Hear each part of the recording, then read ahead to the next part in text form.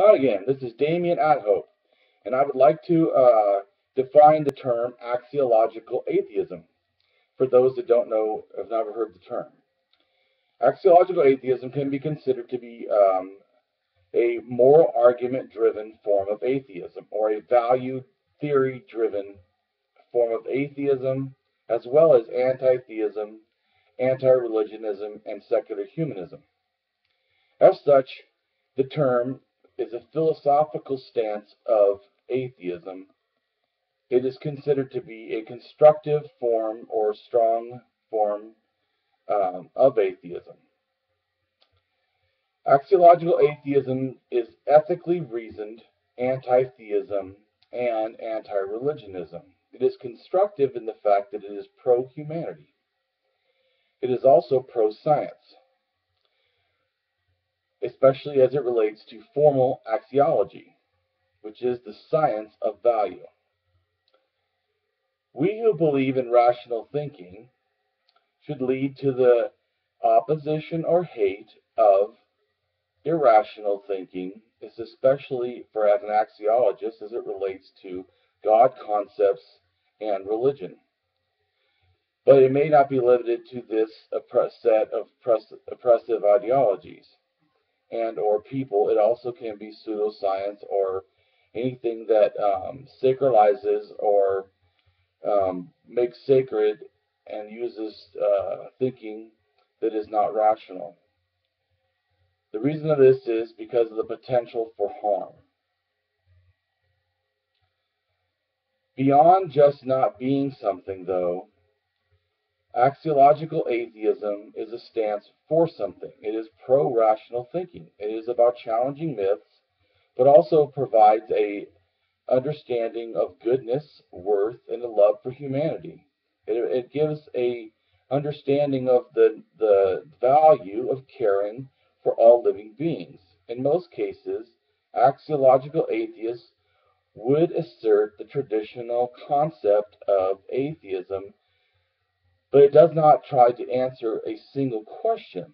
In other words, the single question of atheism is God real or not? Does he exist or not? Or do gods exist?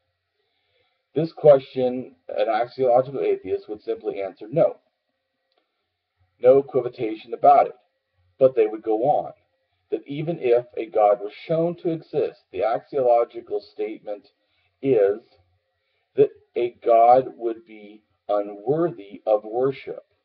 Also, it would be unworthy to accept as a positive relation to the world, and thus would be rejected completely. That is one of the stances that promotes the anti-theism in axiological atheism. It doesn't really fight or care whether or not God does exist. In this sense, it's less prone towards anything close to agnosticism, and is actually more prone towards ignosticism with an I. In other words, just rejecting the entire concept of God, especially as it relates to having any value at all in term or meaning. The axiological atheist would say that you have reached your atheism conclusion, a viewpoint based on some aspect of respect for logic, evidence, science, or personal experience. But these are all vital values. And it would say after you've reached the no God question or the no God conclusion, what is the answer for other important aspects or questions in life? All these are left open. And this is what axiological atheism also addresses. Things like emotional wellness, social and environmental harmony, ethics, morality, fulfillment, truth, personal, social values. It is both a philosophy in this sense and also a psychological understanding of what is good, and it thus remains open to inspiring goodness. So it is more about an axiological atheist being value-driven, and thus as an axiological atheism, one is not just not prone towards religion or God as having value, there is a prone towards having a value-driven life, towards promoting the benefit of society and humanity. That is where Axiological Atheism holds its connection to both future challenging of God concepts, devaluing them, and religion, as well as adding meaning and ethics in an axiological guide to secular ethical ways of being that promote a value-driven life and a way to live that in reality. So, once again, what is axiology? Formal axiology. Well, axiology is a name for value theory. It is defined from the Greek word axios, meaning worth. Formal axiology is a logic-based science of value, anchored in the hierarchy of meaning, from the most meaning or the richest value to the most destructive and greatest value loss. The logic of axiology specifies 8 different levels of richness. This is known as the Hartman's hierarchy of value.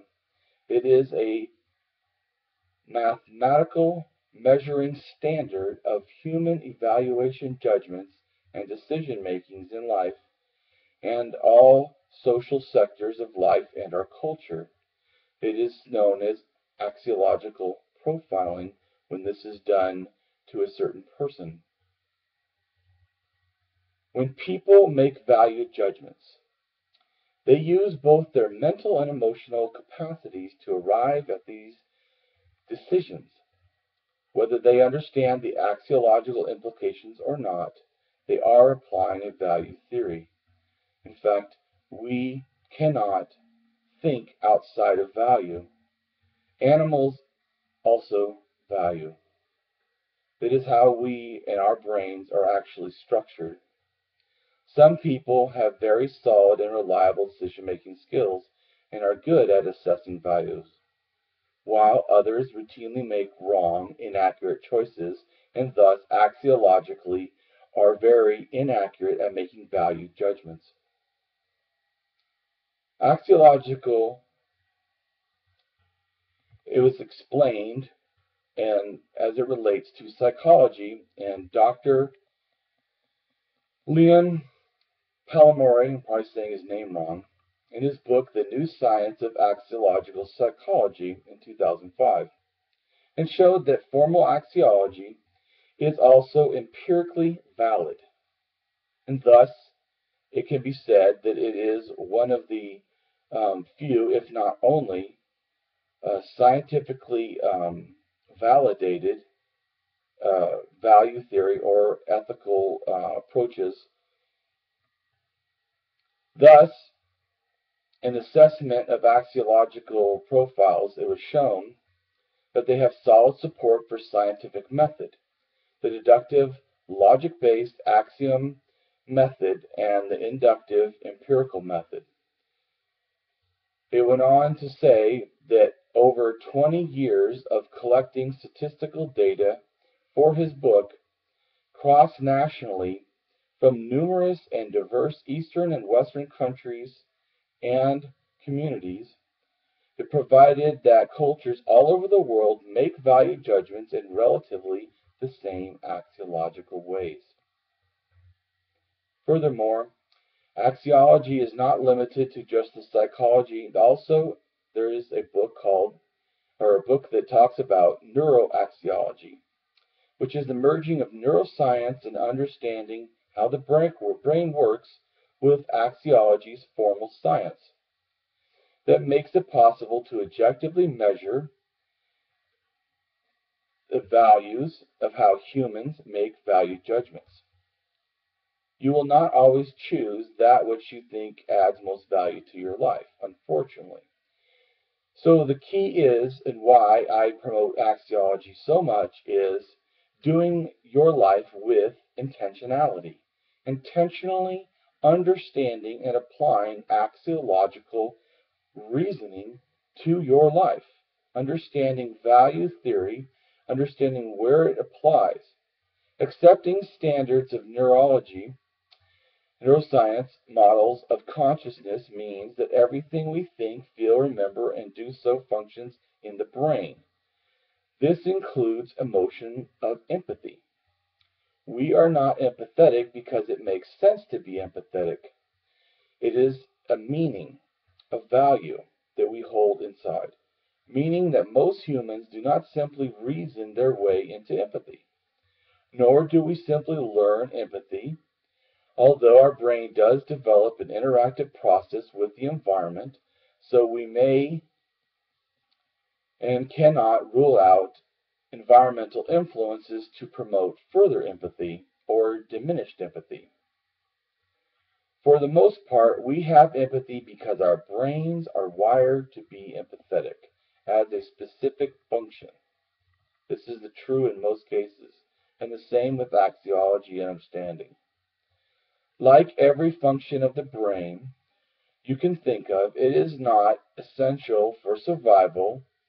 Then some subset of human population likely has a disorder or even absence of this function.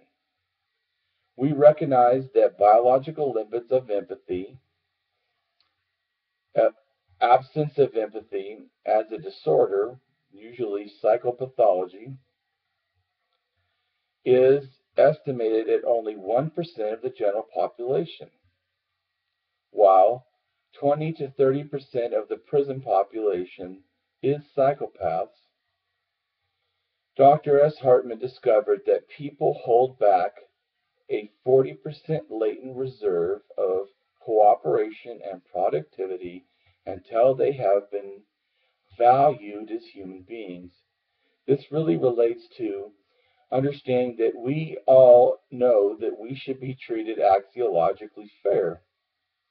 The value that we have relates to how we react with the world.